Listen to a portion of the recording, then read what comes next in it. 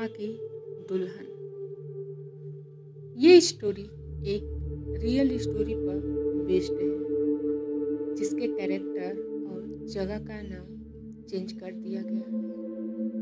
तो चलिए इस स्टोरी को देखते और सुनते हैं। टाइटल: विरासत, वापसी और पहली झलक।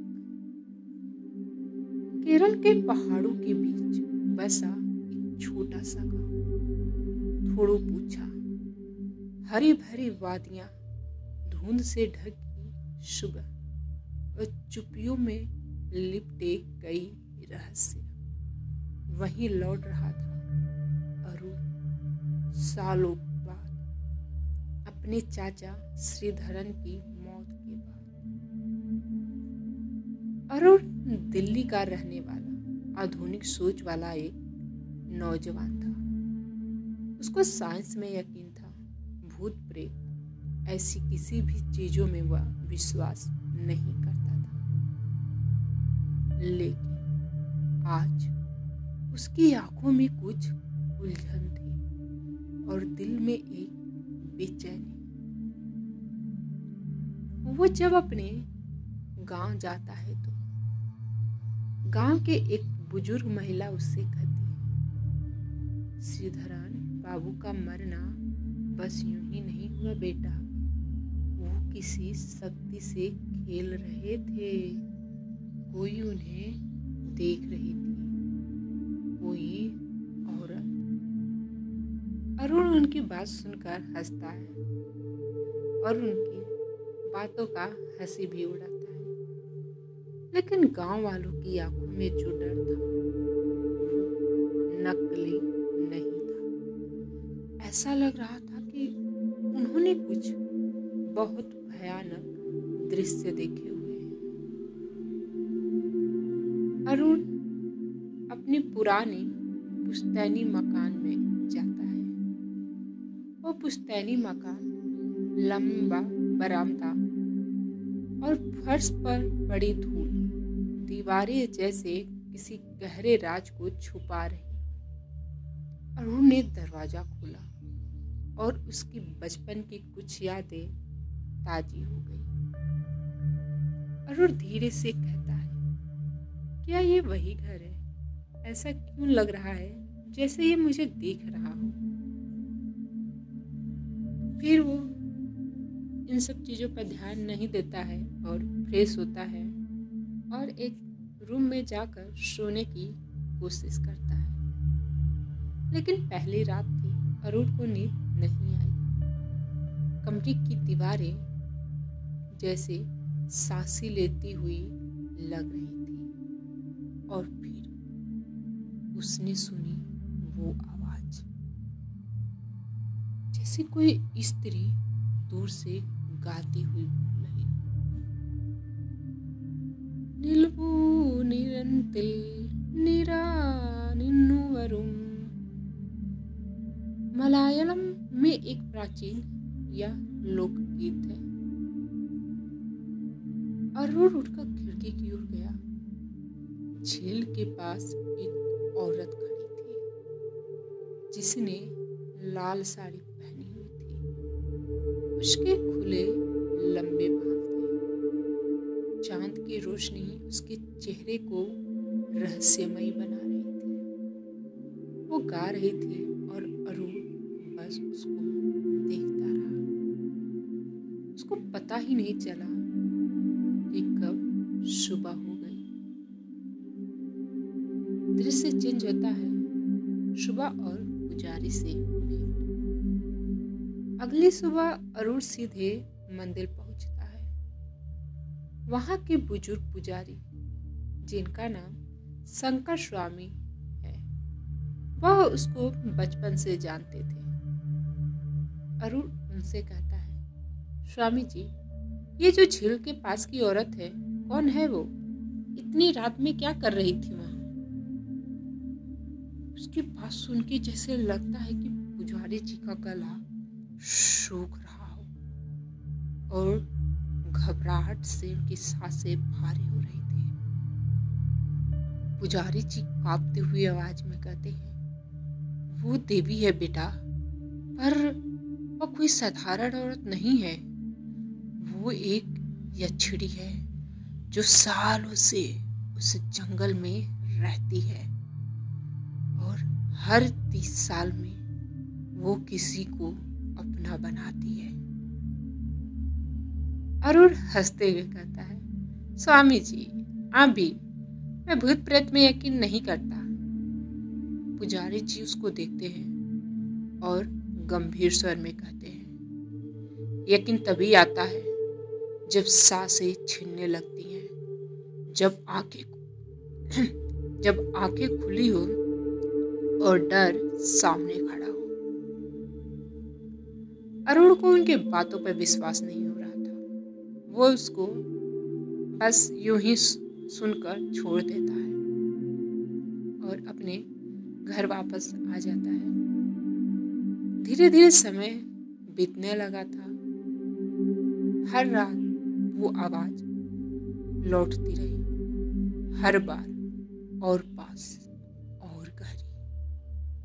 अरुण अब उसे सिर्फ देख नहीं रहा था, उससे बातें भी करने लगा था। ऐसे ही एक दिन देवी धीमे स्वर में बोली, तुम मेरे हो, तुम्हारी आंखें कहती हैं कि तुम मुझे समझते हो, क्यों न मैं भी तुम्हारे पास आ जाऊं हमेशा के लिए। अरुण अब खुद को बदलता हुआ महसूस कर रहा था। उसका शरीर कमजोर हो रहा था, उसको भूख लगनी कम हो गई थी, नींद जैसे गायब ही हो गई थी। उसको उसकी आंखों के नीचे काले घेरे और चेहरे पर एक अजीब सी चमक दिखाई देती थी। ऐसे ही कुछ दिन बदलता है और दृश्य चेंज होता है। दृश्य चाचा की डायरी। एक दिन अरुण ने चाचा श्रीधरन का पुराना संदूक खोला। उसमें मिली एक फटी हुई डायरी, श्रीधरन की लिखावट। 1978 मैंने उसे पहली बार देखा। वह अब भी वैसी ही है, लाल साड़ी, वही चेहरा, वही मुस्कान। मैं बच निकला, पर पूरी तरह नहीं। वो तुम्हें भी बुलाएगी अरुण, मत जाना, मत देखना उसकी आंखों में। अरुण ये सब पढ़कर अचंभित हो गया। उस रात अरुण ने खुद को अपने कमरे में बंद कर लिया। हाथ में तांत्रिक यंत्र, मंत्र की किताब और सामने थी देवी। देवी गुस्से में कहती है, तुम मुझसे डरते हो अरुण, मैंने तो सिर्फ प्रेम किया, तुम्हें अपनाया, और तुम। अरुण कांपती हुई आवाज में कहता है, तो तुम आत्मा नहीं, दुल्हन नहीं, तुम एक श्राप हो जो मेरी आत्मा को निगल रहा है। अरुण को पता चल चुका था उसके चाचा की डायरी से कि देवी एक यक्षिणी है जो ना सिर्फ आत्मा भी ना है, ना उसकी होने वाली दुल्हन। वह एक श्राप से जूझ रही थी जिसके लिए उसको आत्मा की जरूरत थी। अरुण बहुत हिम्मत करके उससे ये कहा था। फिर वो अरुण धीमी और रहस्यमयी स्वर में कहता है, उस रात जब बारिश की हर बूंद जैसे धरती को शुद्ध कर रही थी, अरुण एक ऐसे युद्ध की तैयारी कर रहा था जिसमें न तलवार थी न ढाल, बस था तो आत्मा, और उसके सामने एक ऐसी शक्ति जो प्रेम के नाम पर विश्वास बोध रही थी। देवी आई लाल साड़ी में, बिना पलक झपकाए, बिना आवाज किए, बस उसकी सांसों की सरसराहट थी, कमरे की हवा को जकड़ रही थी। देवी धीमे लेकिन भावुक स्वर में कहती है, मैंने तुम्हें चुना अरुण। तुम जैसे इंसान को मैंने सदियों से ढूंढा। क्या तुम मुझे छोड़ दोगे ऐसे? अरुण अपनी टूटती हुई आवाज में कहता है, तुम प्रेम नहीं करती, तुम आत्मा को बांधती हो। तुमने मेरे चाचा को भी मारा। देवी गंभीर स्वर में कहती है, मैंने उन्हें नहीं मारा, उन्होंने मुझे त्यागा। जब कोई आत्मा प्रेम मांगे और बदले में उसे भय मिले तो वो आत्मा राक्षसी बन जाती है। और फिर देवी ने अपना अतीत दिखाया उसको। वह देवी अम्मा थी। 100 साल पहले इसी गांव में एक सुंदर निर्दोष संगीत प्रेमी युवती, लेकिन समाज ने उसके प्रेम को पाप कहा और एक तांत्रिक ने बलि चढ़ा दी। उसकी आत्मा को कैद कर लिया झील के किनारे कि उसी पुराने यज्ञ कुंड में। देवी टूटते हुए स्वर में कहती है, मुझे प्रेम चाहिए था वरु, लेकिन मुझे चढ़ाया गया आग में और तब से मैं भटक रही हूँ प्रेम की तलाश में, या कहूँ तो तुम्हारी तलाश में। दृश्य चेंज होता है। पुजारी और आखिरी विधि। पुजारी शंकर स्वामी ने अरुण को एक आखिरी उपाय बताया, मुक्ति विधि, जिसमें देवी की आत्मा को प्रेम से ही मोक्ष देना होगा। लेकिन इसमें एक खतरा था। अगर देवी को लगा कि तुम भी उसे त्याग रहे हो तो वो तुम्हारी आत्मा को अपनी अगली कैद बना लेगी। अरुण कहता है, अगर मेरे प्रेम से उसकी मुक्ति होती है तो मैं उसे वही दूंगा, चाहे खुद को खोकर क्यों न देना पड़े। अरुण झील के किनारे पहुंचता है जहां 100 साल पहले देवी की आत्मा कैद हुई थी। उसने मंत्रों का जाप शुरू किया और जैसे ही अंतिम मंत्र बोला तभी देवी चीखती हुई आई, क्या तुम भी मुझे छोड़ोगे अरुण? अरुण आंखों में आंसू और स्वर में दृढ़ता लिए हुए बोला, नहीं देवी, मैं तुम्हें त्यागने नहीं, मुक्त करने आया हूं। मेरे अंदर जो प्रेम है वो तुम्हारा है। चले जाओ प्रकाश की ओर। देवी उसको बहुत समझाती है, लेकिन अरुण अब निश्चय कर चुका था कि उसको देवी को मुक्त करना है। उसने अपनी जो भी पंडित जी ने विधि बताई थी वो पूरी की और चारों तरफ चीख मंत्रों की आवाज आ रही थी और एक शांत होती एक चीख सुनाई दी।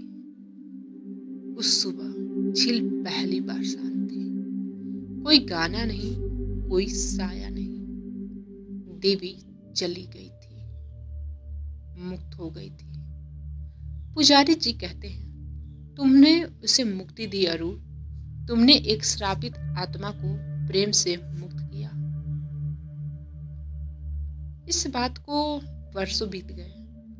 अरुण कहते हैं कि आज भी उस पुराने घर में वो बैठे हैं तो खिड़की से झील की ओर देखते हैं जहां अब सिर्फ शांति है, लेकिन कभी कभी बहुत हल्की हवा चलती है और कोई पुरानी धुन कानों में गूंजती है।